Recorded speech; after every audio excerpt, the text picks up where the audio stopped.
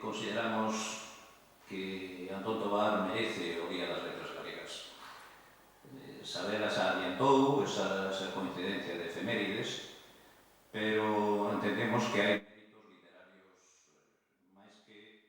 máis que suficientes para esa designación.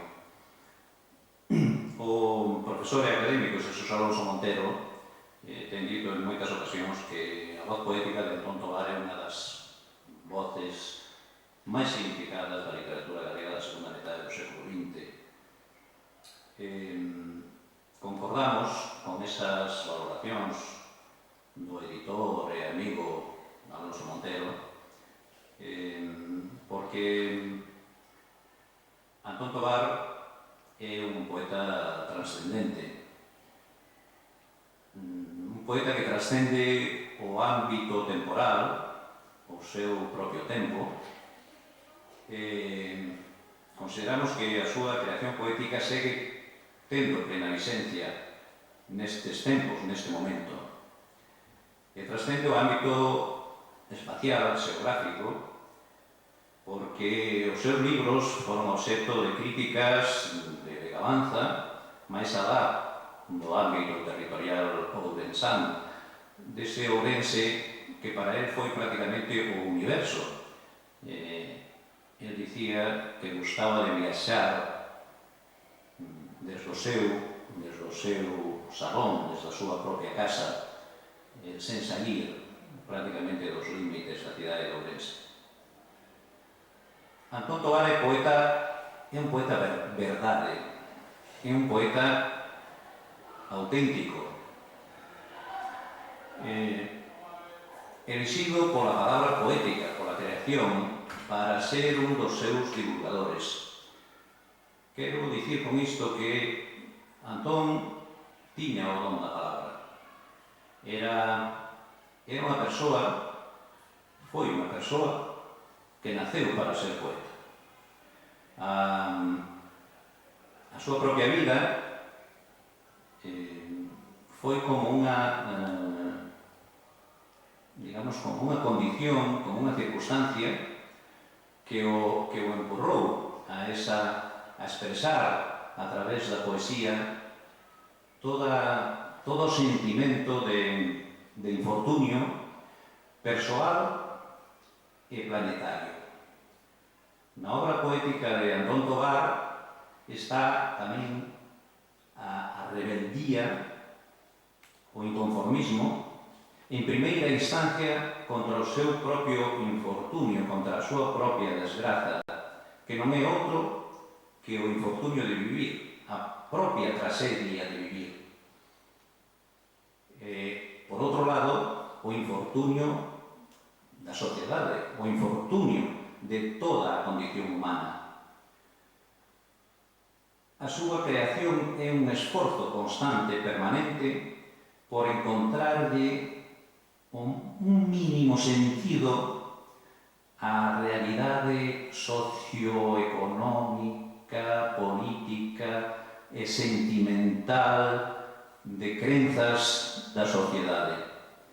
Aí aparecen continuamente as súas reflexións sobre a religión, sobre a identidade da persoa, sobre a xustiza humana, sobre a desigualdade, sobre o mal, e en última instancia, sobre a morte, sobre a nada.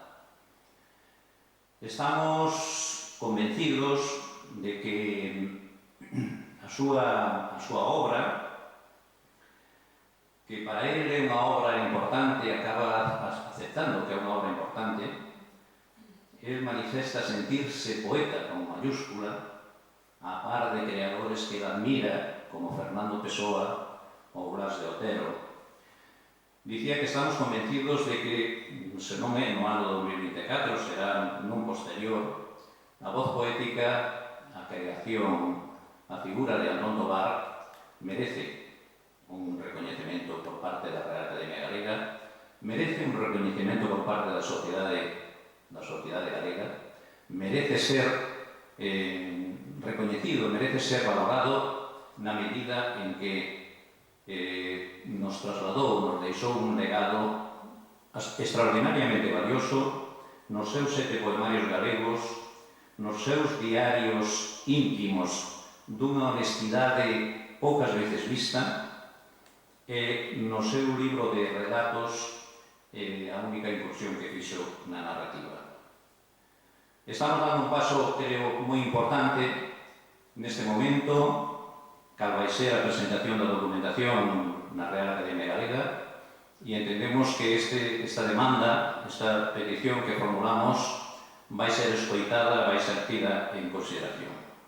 De maneira que, para nós, é un motivo de satisfacción, un motivo de orgullo, esta divulgación, esta difusión da obra e da figura da persoa de Antón Tovar, que ten no libro, neste libro de antoloxía poética, unha breve escolma daqueles textos que entendemos que eran os máis representativos da súa creación poética e que ten fundamentalmente a aspiración de chegar aos centros educativos para que os escolares se familiaricen tamén coa obra poética de Antón Tovar, porque na súa formación académica, no seu proceso formativo, educativo, as palabras do poeta poden ter unha influencia moi importante e consideramos que moi necesaria para a formación desa consciencia, para a formación dese sentido da existencia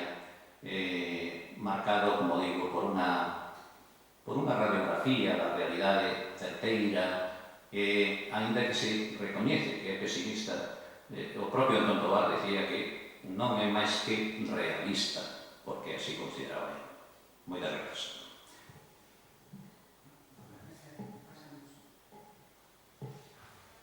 Non fai falta pasar, hai máis micrófonos. Bo día.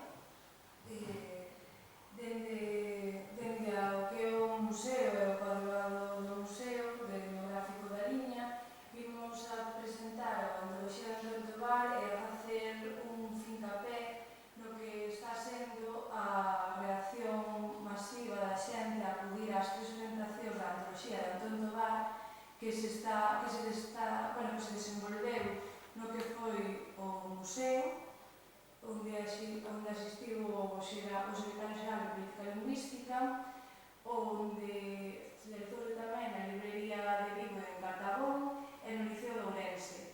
Estas presentacións tiveron real afluencia e isto fai que se faga un pouco realidade a reivindicación de Antón Tovar.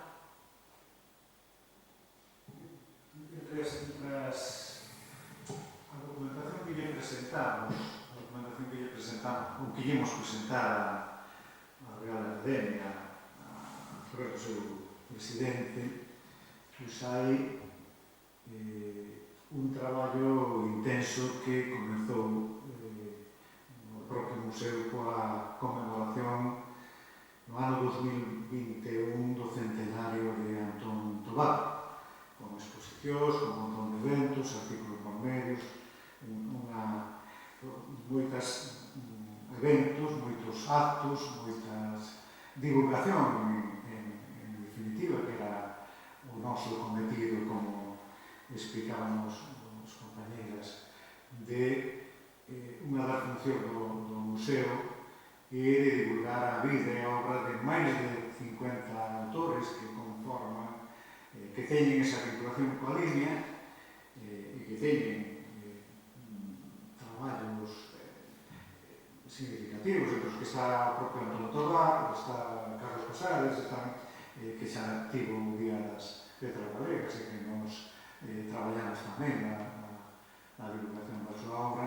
En esta ocasión, pois, fixamos de alguma maneira tamén unhas asignaturas e unhas adhesións facendo unha recollida máis ou menos representativa. Hai preto de 300 asignaturas que aportaron físicamente persoas de toda Galicia e hai adhesións específicas entre as que destacan varios concellos da propia comarca, pois o propio Concello de Vilar de Santos, o Concello de Reiriz de Veiga, onde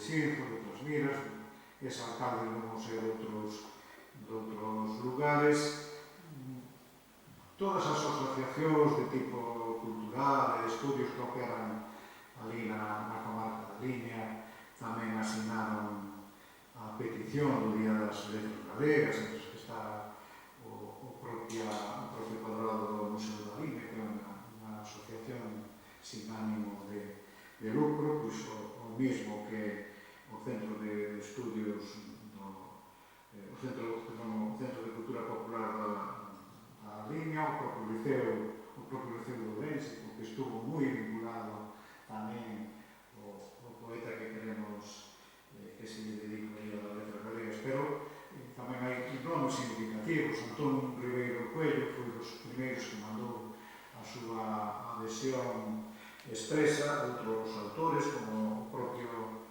que tamén ten vinculación a comarca, o propio Luis Álvaro de Pousa, que é o director da revista Tempos Novos, a outros escritores ou críticos como Ramón Nicolás ou Isaac Alonso Estraviz, que fixo traballos de lingua significativos tamén na comarca, ou Xosé Antón Pérez Bouza, que é escritor e profesor en Barcelona, ou Carmen Agulló, que aparte de ter esa vinculación con a Limia, é a presidenta da Sociedade da Historia da Educación dos Países de Lengua Catalana en Valencia. Despois, historiadores como investigadores, como que foi director do Museo Etnolóxico de Ribadavia, ou das peregrinacións de Santiago, que é Xosé Carlos Sierra, o director da UNED de Ourense, Xosé Manuel García Díaz, ou artistas plásticos como Xosé Luis Carrera e Baldomero Moreiras, músicos, sin Otero, Manuel Emilio Iglesias, Antonio Fonseca, familiares, sobriñas do autor, varios, entre esas sinaturas e adhesións moi específicas, pois están esas alrededor de un montón de traballo, de reseñas vinculados á antoloxía poética que editou Xerais, que, como decía Merche, está tendo unha boa acollida, pois se publicaron bastantes artigos de opinión. Estamos, en colaboración ca propia Secretaría Xeral de Política Lingüística, que participou na promoción juntamente co museo, estamos facendo chegar a todos os colexios un exemplar desta antoloxía. Iso é o traballo que estamos facendo para que a poesía e a obra de Antón Tobar se coñeza indistintamente de que a Academia decida ou non dedicarle o día. Creo que ten unha ocasión fabulosa para dedicarle o ano 2024, porque coincide, se cumpre o 20 aniversario do seu pasamento. A Fernández del Riego está coincidindo co 110 aniversario do seu nacimento, pero aparte deso, pois, tamén sería un bo xesto se así o decidira a Academia, porque que os saiba, vos canales máis neso, e Delfín sabrá mellor, non me consta que por menos nos últimos anos se fixera desde fora da Academia tanto esforzo pois para que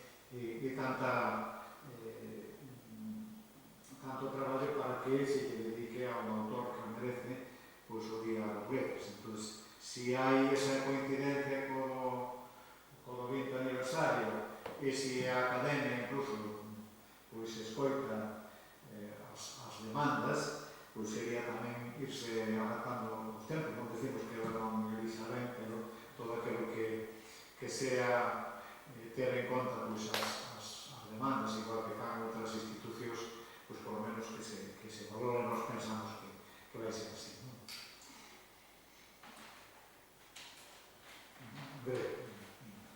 Por lo menos ti queres o Andrea ou o Consul do Museo da Limia en Santiago.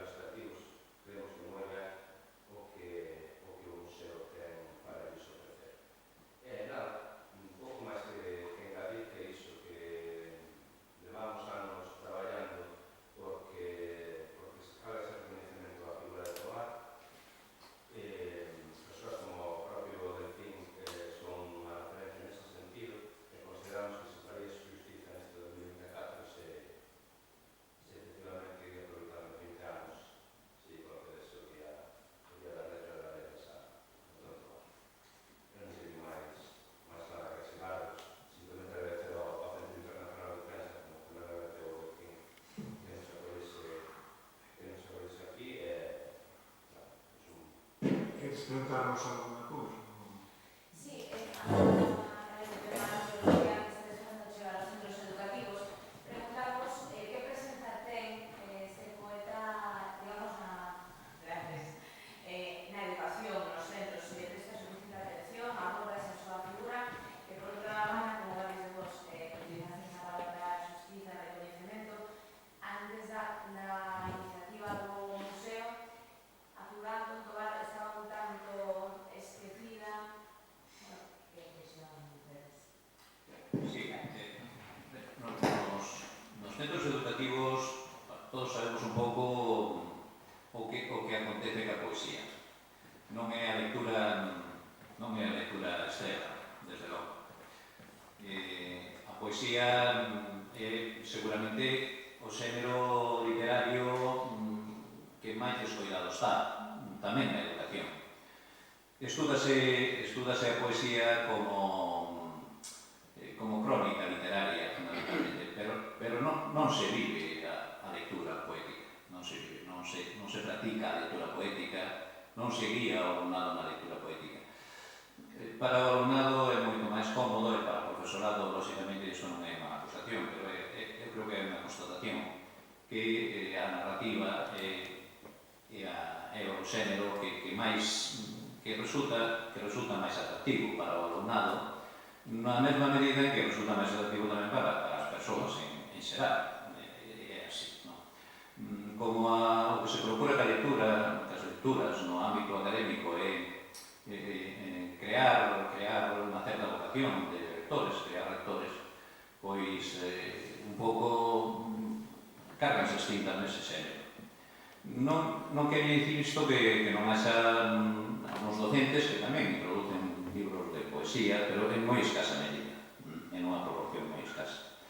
Ler a Antón Tobar nos centros educativos, tal como estaban as edicións dos seus libros de poesía, non resultaba doado, entre outras cousas porque estaban publicados nun registro lingüístico que non se ajustaba á normativa lingüística vigente.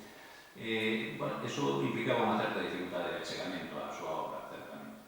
Entón, nesta antoloxía poética, o que procuramos foi facer digamos, vestir o traxe actual, o traxe da normativa actual, sen variar en absoluto as características lingüísticas do propio creador, pero para facelo un pouco máis doado no que é a lectura material, lógicamente a comprensión, a interpretación da súa obra poética e outra cosa. En ese sentido, facer tamén unha antoloxía non moi longa, non moi extensa, en calquera caso representativa, con poemas dos 7 poemarios, dos 7 libros galegos de Antón Tobar, e que animase os docentes, para animar os docentes a que nun futuro vayan introducindo paulatinamente, pouco a pouco, o libro de Antón Tobar, esta antoloxía de Antón Tobar, e, na medida do posible, doutras voces poéticas, de outros autores, de outros poetas que tamén terían que ter o seu sitio nese ámbito. Dicías que con anterioridade se teñan feito iniciativas deste tipo. Si estaba un pouco descuidado. Sí. Igual que outros autores. Non creo que moitos autores que dedican ao Día das Letras Galegas se intensifica. Por eso nos intentamos marcar outro ritmo distinto, que non se centre estritamente no ano das letras que se dedica, senón que xa incluso empezamos a facer cousas con Tobar no ano 2010 tamén, non? É dicir, que roteros, por lo menos no que ese territorio, a liña, é bastante máis coñecido do que se percibe máis alá, pero non dixo tanto se diferente. Por un lado, en segundo, penso que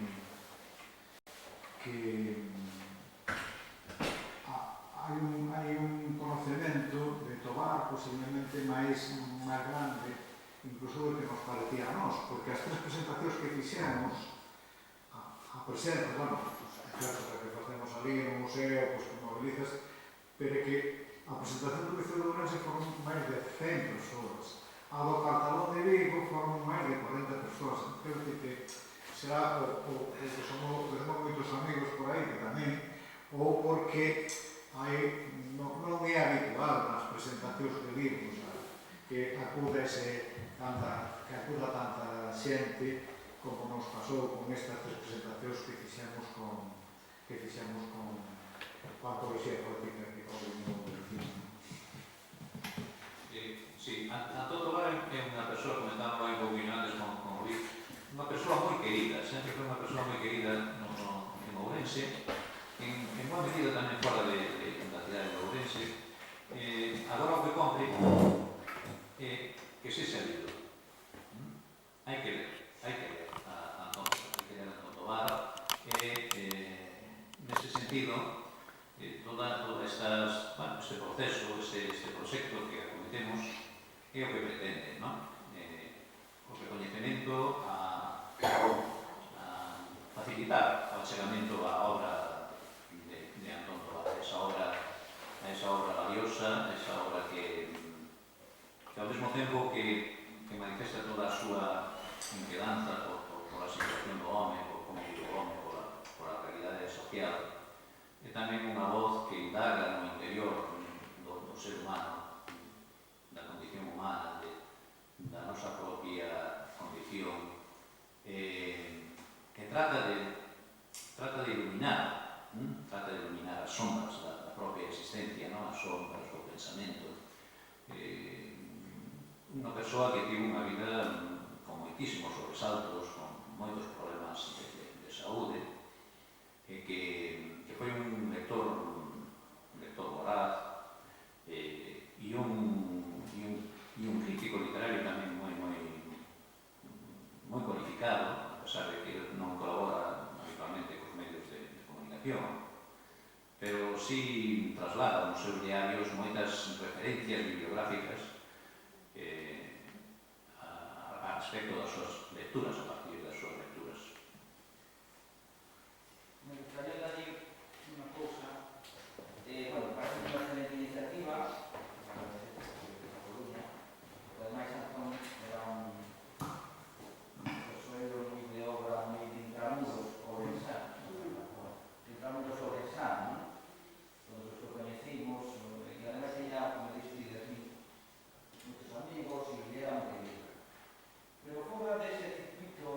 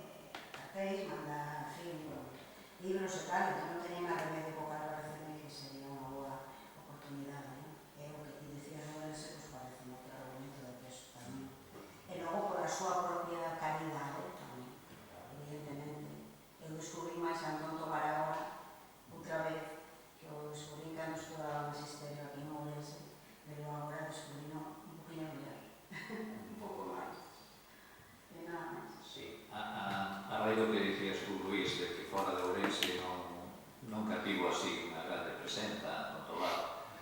Eu achaco que, no fondo, hai pouca generosidade, non?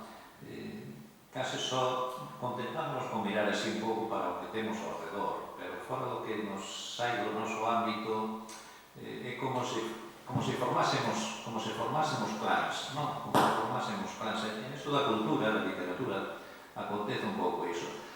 Que lle pasou ao Tobar? O Tobar era un home moi individualista, non? Nunca foi moi dado a entrar en círculos literarios, en ámbitos literarios máis amplos, asociacións de escritores, etc. Co cal, el mesmo un pouco se apartaba, non? Se afastaba dese mundo do público, do ámbito público. Iso non é razón suficiente para non o considerar, para non o valorar, pero se non te faz valer, se non te das a ver, pois parece que deixo estar, é como se non quere, como se non, é unha certa excusa que hai sempre por aí. E logo no tocante á presenza da poesía no ámbito educativo, un problema que hai é que eu creo que o profesorado entende que cree que hai que explicar a poesía e a dificultade está justamente en como explicar a poesía. Eu entendo que a poesía non hai que explicarla, a poesía hai que orientar a lectura, lógicamente, pero a poesía non hai que explicar, hai que deixar ao lector que él extraia a súa propia interpretación. Cada lector interpreta un poema, un texto poético de maneira distinta, bueno, igual que calquer tipo de texto, pero sobre todo o poético, porque é o que dá esa maior pluralidade interpretativa, non? Son tantos os matices que se encerran nun poema que dan para que haxa unha multiplicidade de interpretacións. E a riqueza, esta é a grande riqueza, o grande valor da poesía, é para ser sentida, sobre todo para ser sentida, para experimentar esa sensación ca súa lectura, ainda que ao mellor non haxa unha consecuencia manifesta, explícita, despois de ela.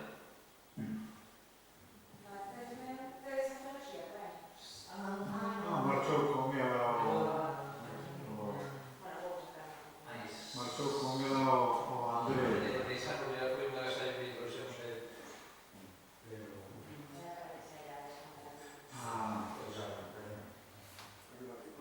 Pero temos ali o